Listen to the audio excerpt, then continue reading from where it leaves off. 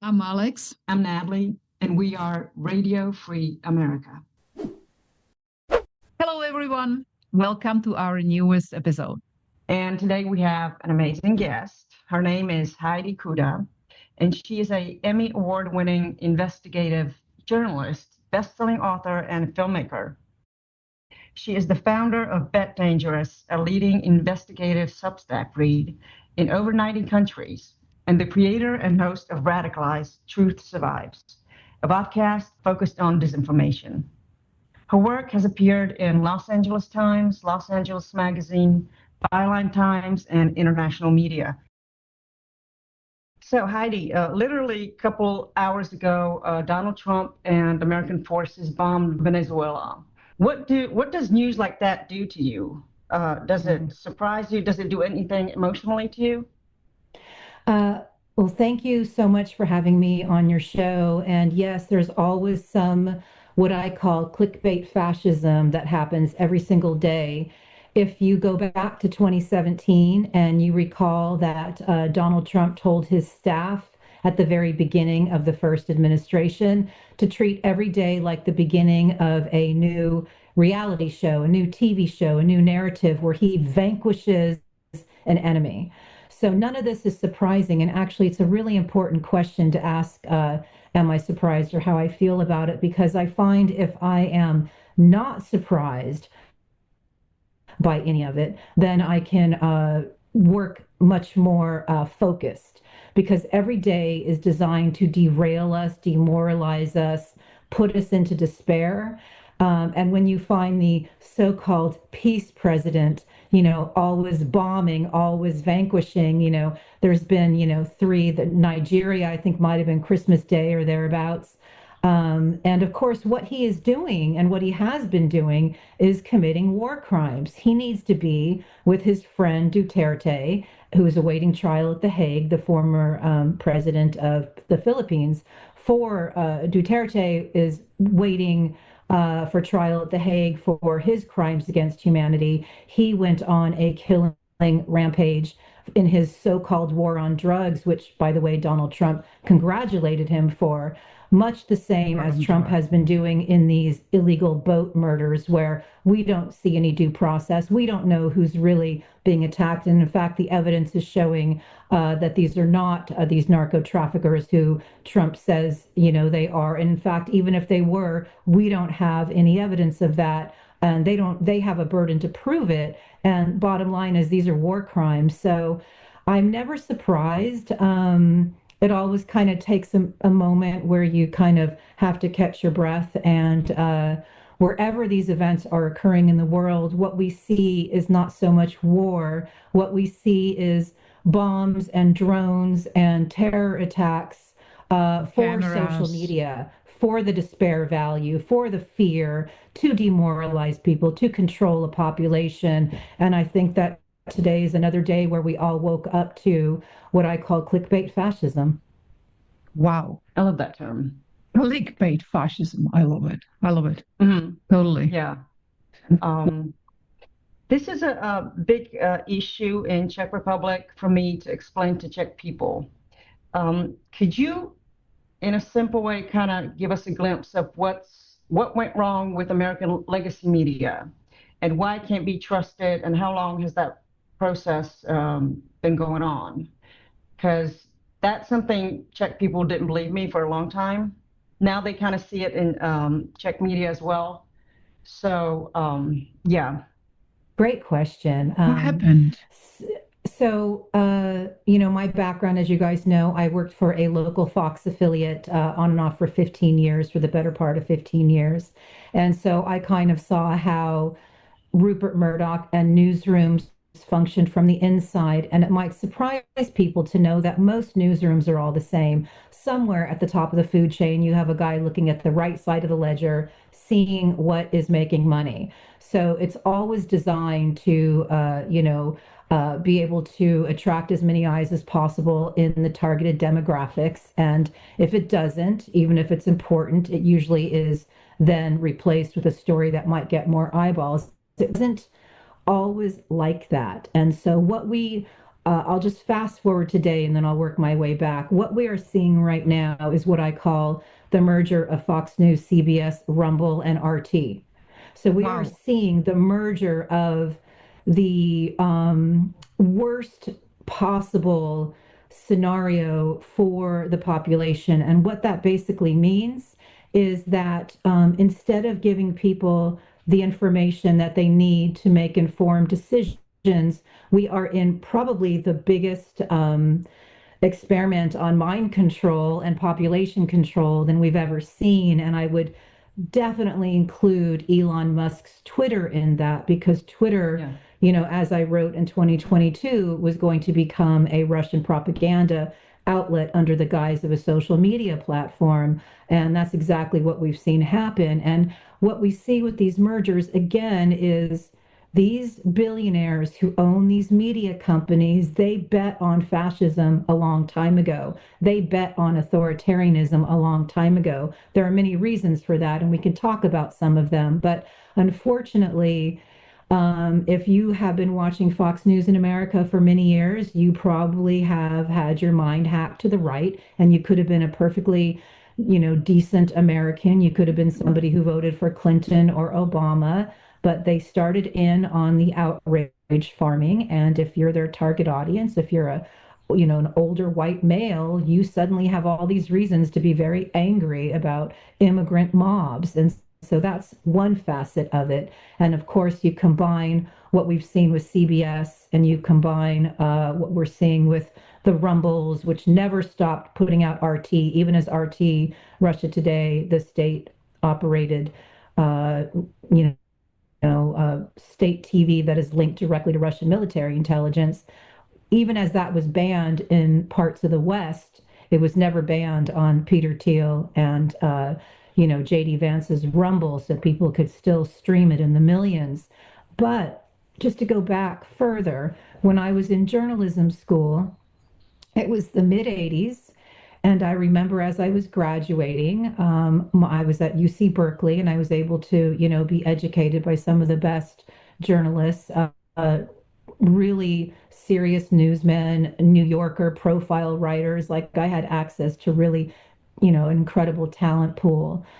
I remember just driving with one of my professors one day, and he said, all the mom and pops are being bought up by multinational corporations. And that is not going to be good for the media. So this is going back to the mid-'80s, right? Well, what happened in that time is that all the media got bought up by multinationals. And at one point, you had about a half a dozen corporations running all the legacy media. And then, of course, you add the billionaires. I don't like calling them tech bros because that makes them sound too cheeky. You basically have these autocratic aligned billionaires who then purchased, the Washington Post and purchased Twitter. And Twitter was always a very imperfect platform, but it was kind of like a public square where journalists were able to get their work seen by many eyes. It had sort of a verification process. It was always very faulty. But Elon Musk came in 2022, and he brought back all the genuine Nazi accounts. He destroyed any verification process, so you don't know if you're actually tagging a government entity, or if you're tagging somebody who's just, adopted the name and is, a troll from Macedonia. So you have all these factors at play. And what happened is people did not realize that the CBS's and the places that call themselves news outlets or One American or Newsmax, etc. They are just private entities. They're essentially money vehicles making, for right? Well, yes, money making's always been very important. It's a business, but what we see now is basically arms of Russian propaganda outlets. Yes. Oh my God, yes. CBS. There were deals made, and lots of smoky rooms where they just looked to the future and said, I view Putin actually as the contractor of these tech oligarchs who knew what they were doing with AI, for example, was going to be the biggest copyright infringement in history, and you better have an autocrat running the world and running the show than democracies, which will demand accountability. So we have all these people in lockstep. And now, if you're on Twitter at all, which is a place a lot of people get their media from, you will see actual factual Russian propagandists from the state of Russia, communicating with, former generals. And you'll see the head of the FBI doing the same narratives, the vice president. So in America, I think the biggest story of 2025 is that it's been captured by Russia, and they are in lockstep together. And going back to your first question about Venezuela, I always zoom out and say, how does this benefit Putin? What can he do with this, or what is his role in this? I don't look at things, individually. I look at things as kind of part of a broader picture all the time, and that is exactly what we wanted to ask you. How do you get to your resources, or how in this engineered chaos do you create your picture of truth? Where do you get your how do you get your orientation in the horrible chaos managed or engineered? Well, people like you, Alex, are where I go. It's really interesting.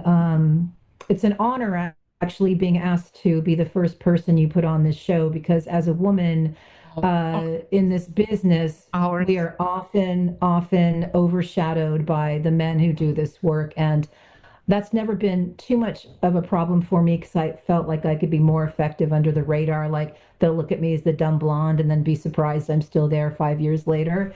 But truthfully, what I do is I read history books. I am very close with historians. I'm very close with disinformation analysts all over the world. When I feel low, there's always somebody I can go to who can bolster me back up, and vice versa. So I get my information from networks that I have built in the last decade all over the world. And we have, many of us have different superhero powers. My superhero power is, this year I'm celebrating my 20th anniversary without a television. And what that means is that my mind is not always hacked or marketed or advertised to. When I am around televisions that have, advertising and, quite often just even the network advertising, I still recoil. Now, I was in that business for a long time, so it's kind of weird. I was producing television. Weird.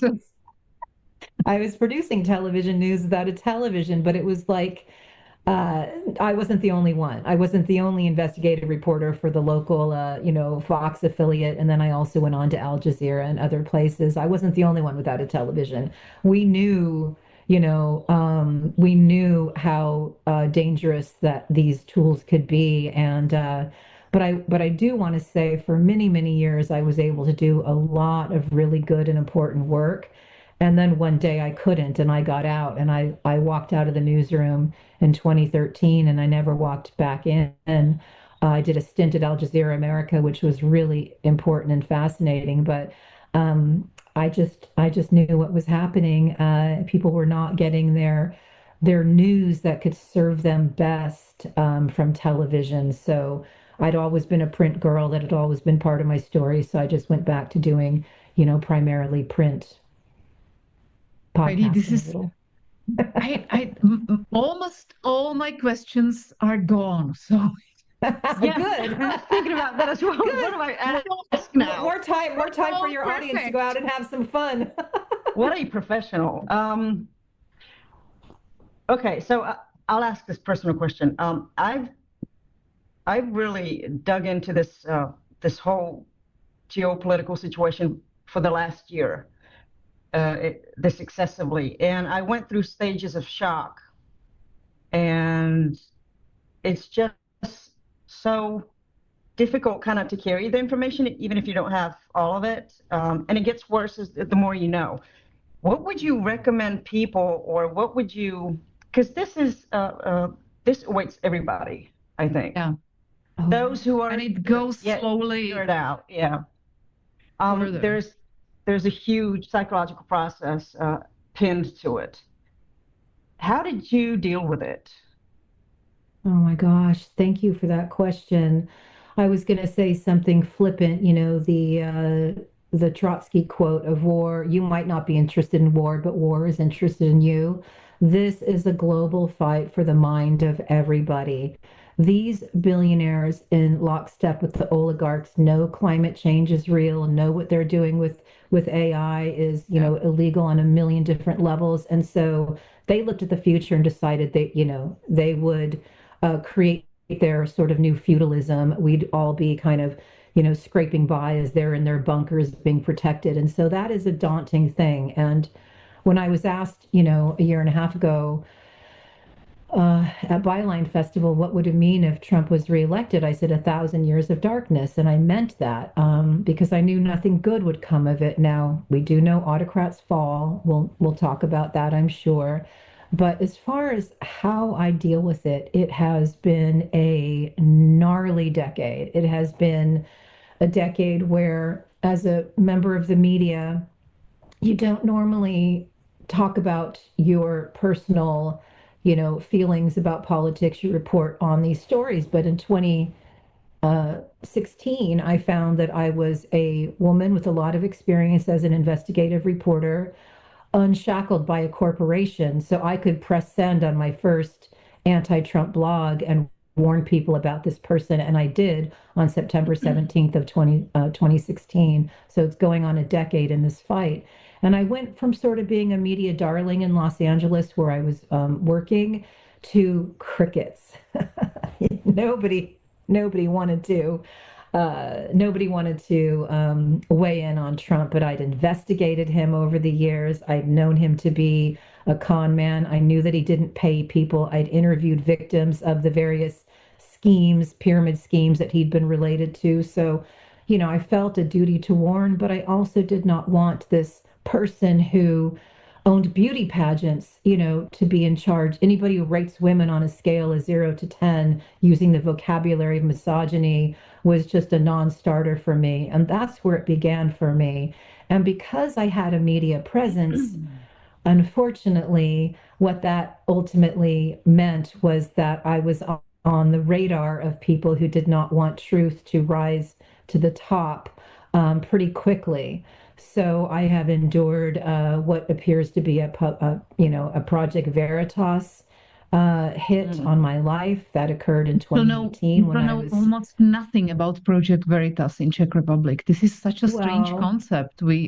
Alex, it's funny because it doesn't matter if it's Project Veritas or whatever you want to call it, but basically this is something that I learned from you that your audience will probably be very familiar with. The concept of Zersetzung, a way to kill the souls of activists, reporters, dissidents.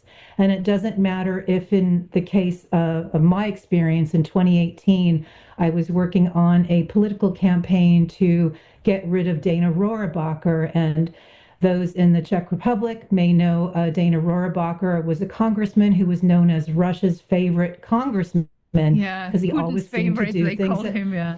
Yeah. Putin's favorite, Russia's favorite. Yeah, and a horrible person. So I had already been on the radar of people in Trump's orbit because I had not only petitioned to see the Cambridge Analytica ads compared to the Russian propaganda ads, compared to what Trump's people were putting out. This was all based on the 2016 election.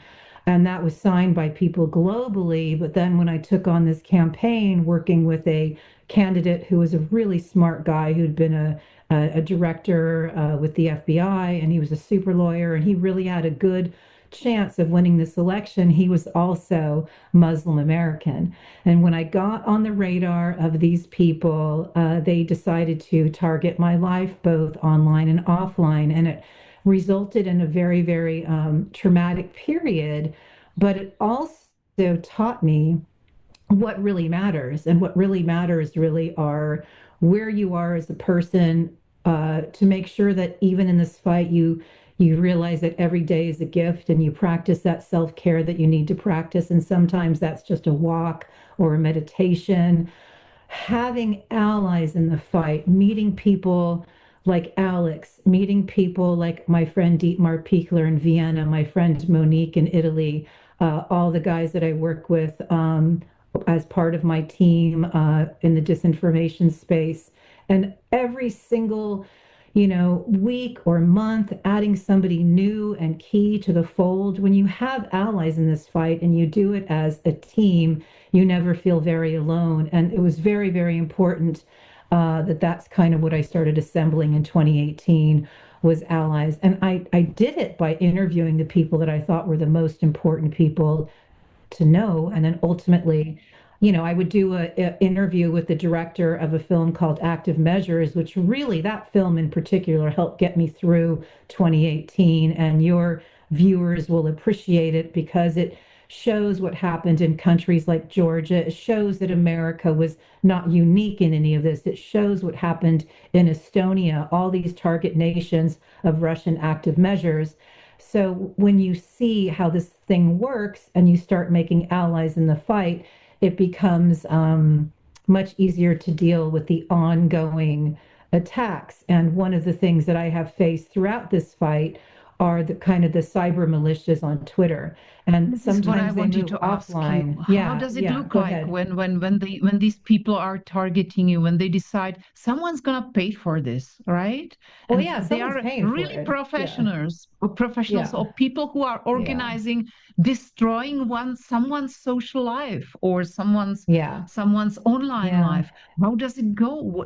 How is it happening? Because people here in Czech Republic still live in that virtual bubble that everything is somehow natural happening, like yeah, it's spontaneous movements of anger somewhere, right. anonymous anger. How could you be Yeah. targeted? How does it look like? Well, first of all, we are all combats in this information war, this very invisible war to many. We are all combatants.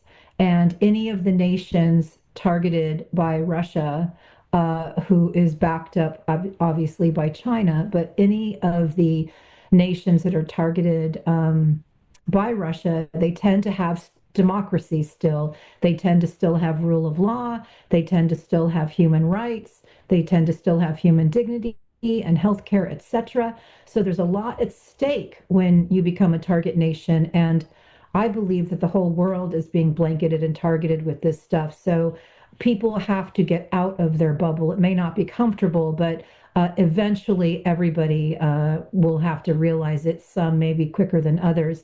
But what it looks like, I mean, there's been so many variations, but you end up becoming somebody's full.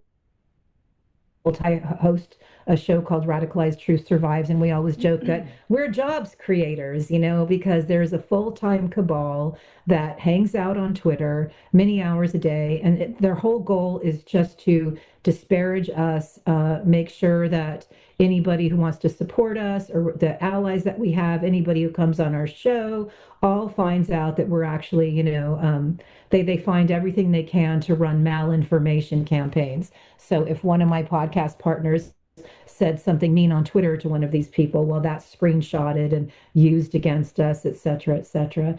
And Gossiping and lying about all of really, you. Yeah. they can, when people pay attention to them, they can be effective. It can really be tortious interference where it makes it difficult. If you're working with people in the outside world, like I do on campaigns, they'll find out I'm on a campaign, they'll start targeting my candidate, et cetera, et cetera. It's really, truly pernicious. The people who do this type of work, I believe, are nihilists. I believe that they are angry, they're misfits, deranged. I mean, unfortunately, some of the people who've targeted me and my team are people I know in real life, have known since childhood. None of this should sound new to anybody where you're from, because these are things that the Stasi did. These are things Yeah. the KGB did. None of this is new. It's just the methods of doing this type of work are new, where maybe somebody from the Stasi who would target a, reporter would, as Alex has taught me, go like, change the alarm clock so they wouldn't be able to get up for their job and get fired, etc., or set them up with honeypots or whatever. Now it's just all done and delivered through social media. I do think we have seen enough of this where anybody who knows even a fraction of what's happening in the disinformation wars, the great propaganda wars, will see a cell operating like this and realize most of them operate with anonymous names and not put as much stake in what they're saying as they might have, 1, 2, or 3 years ago. And what that will mean is that there will probably be more, targeting in real life. And it changes you in ways that are unfortunate because your world gets smaller and who you trust gets smaller. But it also trying to strip you of followers, friends, of your good name. And you know what? Now, of your character or your public appearance. They're just targeting every piece of you. Yes, but Alex, I have lost my country. So now it just doesn't matter. I don't care what they do. I knew when I pressed send on my first anti-Trump blog a decade ago that this was life or death, and what was going to happen in my country was going to be life or death. I knew that we were going to become like Russia. I knew all this stuff. I've been reporting on it for a long time, and I was able to put the pieces together. Now it's like I'm just getting started. I feel like a monster's been created. I am not going to stop doing this work, for anything. There's no troll online that can say something mean about me that's going to matter. And in fact, I learned from my friend Imran Ahmed, who runs the Center for Countering Digital Hate, who was just one of 5 people that the Trump administration said they were taking their visas away. Imran told me a long time ago, you get targeted because you do good work. If you weren't doing good work, they wouldn't come after you. And then my friend Jackie Singh, who does amazing work rooting out these characters and kicking the hornet's nest of these cyber militias, she told me, what do you care what people say about you who don't love you? So those 2 bits of information, you're targeted because you do good work, and what do you care what people say about you who don't love you, have sort of cured me of caring what paid operatives who lie for a living have to say about me. It just doesn't bother me anymore. I have too much work to do. I got a call toward, I think it was the end of 2024, maybe right before the election, when I was doing a lot of work reporting on all of the useful idiots being hired by Russia to lie to Americans about everything. And I got a call saying, one of your stalkers is out in front of your house live streaming right now. You got to get out. You got to get out. You got to go to your mom's, go somewhere else. And I thought about it because I'd already been to the FBI. I'd already been to, the local police. When you get death threats, you have to take them seriously. So you have to, talk to authorities. And they had told me, unless someone shows up at your door with a gun, we can't do anything. So I kind of sat there thinking about it for a minute. And I'm like, I got too much work to do to be concerned about this. They're either going to show up at my door and mean business, or I'm just going to ignore them on the sidewalk because I had too much work to do. I was in the middle of a report based on a book from the 1940s where an Armenian American man went undercover into the Nazi movement in the 1940s and exposed it from the inside. And I wanted to get that report out to my readers. Now read in like 92 countries for my Substack. That's a real honor. And I wanted to get this report out. So I was like, I just kept working. Woke up the next day, had my coffee, went about my business. What are we going to do? We have work to do. We can't continually be derailed. So you are such a badass woman. I don't think so. I'm just tired, actually. I'm just tired, Are you talking about that? He was a lawyer and he created his own small secret service. No, there was a man who he went by a pseudonym. We'll have to find the work. Let me just try to find it. It's not the one Rachel Maddow spoke of. No, I know who you're talking about. No, there was somebody else. I read as many history books as I can get my hands on, and so much of my work is informed by the female reporters of the 30s and 40s. Like, I have been so incredibly lucky in that regard. Bella Fromm's Blood and Oh my God, Banquet. She was a, Those yeah, fascists.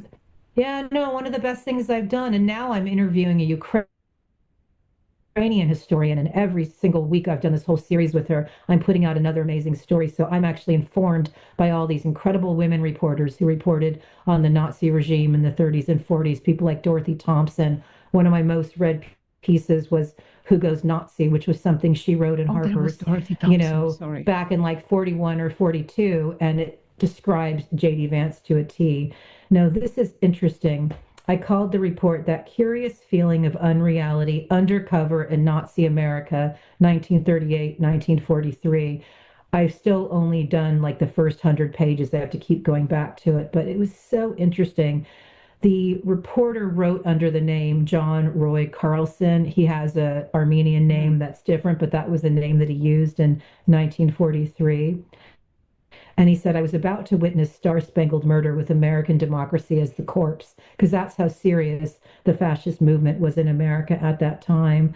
There was so many things. I was given this book as a gift the night of the election from a friend of mine who didn't want me to spend that night alone because he knew, you know, I'd been fighting this fight for 10 years and we lost. In 2024, we lost. We saw America's surrender.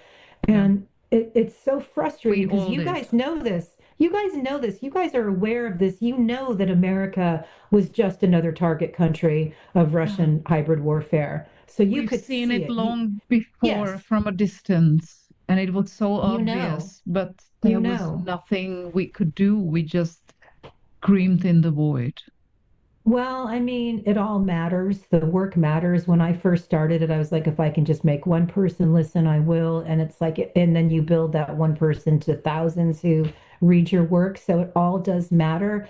When you talk about the despair, Natalie, when you talk about, you know, what you know, it is daunting because unlike the 30s and the 40s and even the 60s, we now have this extra layer of this, you know, electro-fascism or techno-fascism. You have this extra layer of surveillance, and how we're going to see our way out of that, I don't know. Machine.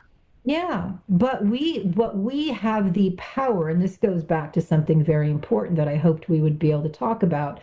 Alvarova led me to the writings of Václav Havel, who not only predicted what would happen in America, that lazy consumerism would be what takes us down, and television, and he was so right about that. Listen. Yeah, I know. Right. I mean, incredible. The collected essays, The Power of the Powerless, was just such an incredible, important book, and I wrote multiple reports on it because living in truth and staying in truth is where we all have to be. And if we can live in truth and if we can stay in truth, then we will have to put pressure on whatever countries still have the rule of law to help those of us who've lost their countries.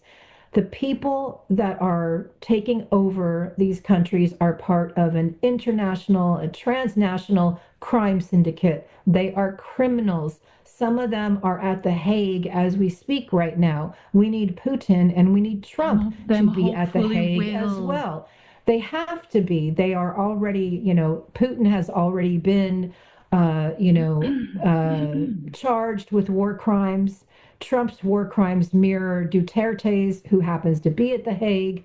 You know, what he is doing mirrors exactly what Rodrigo Duterte is at The Hague awaiting trial for, these crimes against humanity. And so we can't believe that people have no effect on this. And the reason you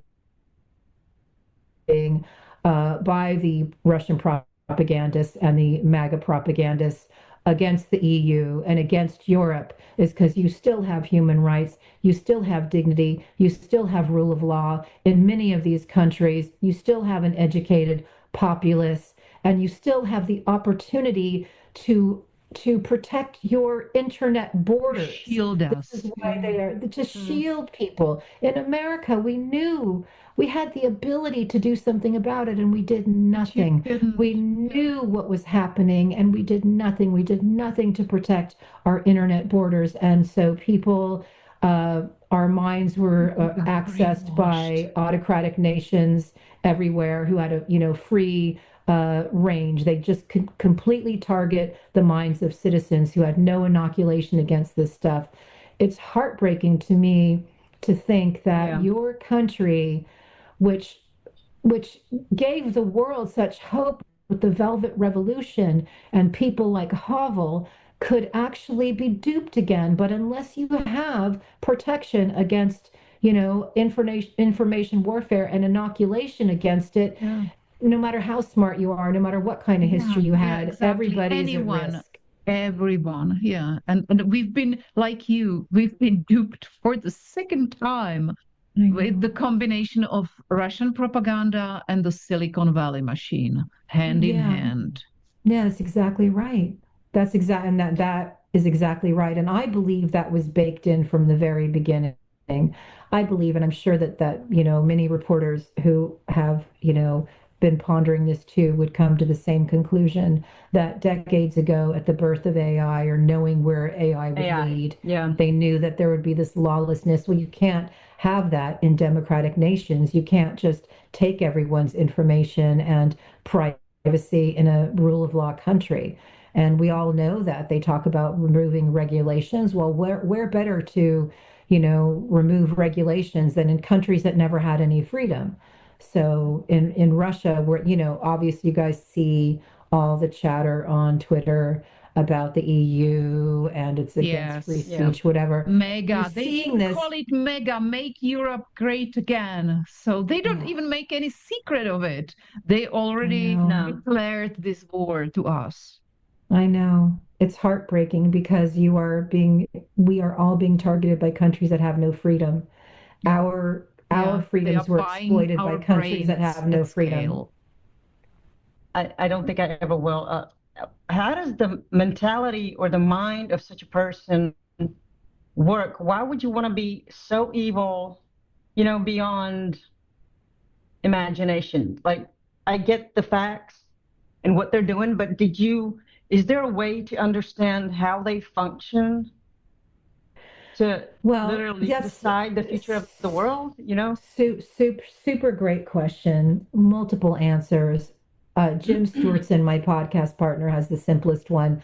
For some time in America, they've been sorting the sociopaths to the top. So that's one thing.